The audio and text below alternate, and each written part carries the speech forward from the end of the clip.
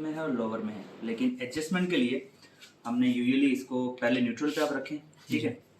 उसके बाद ऐसी ग्रिप हो कि आपका जो ये थंब है ये चिन पे आना चाहिए, सही। ये 3 फिंगर्स फ्री, और ये वाली जो है ना भले फ्री हो कोई इशू नहीं, ये 3 फिंगर्स जाएंगी पीछे ठीक। इस एरिया पे। सही। और ग्रिप कुछ ऐसी हो कि अगर मैं इसको कहूँ कि ये लूज छोड़ दे so that I can move easily.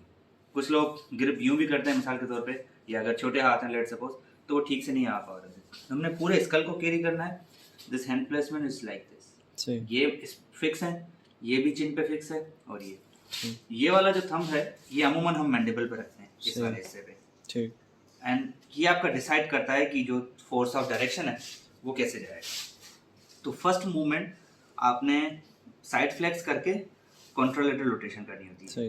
And now this thumb will decide the direction of thrust. अब मैं कोई पूछूं भाई थ्रस्ट मैं कैसे दूं, तो आपका इस थ्रस्ट में आ जाएगा, simple is that, right. Same for अगर मैं इस तरफ से करूं, साइड बेंड और ये थ्रस्ट। अब ये तो डेमो है, मैनिपुलेशन में तो हम सिर्फ पोजीशन बना के एंड रेंज। अब ये है एंड रेंज को फील किया, this there is and range, इसके बाद ये नहीं, एंड दैट थ्रस्ट, राइट, उसी डायरेक्शन में। Same for and got it.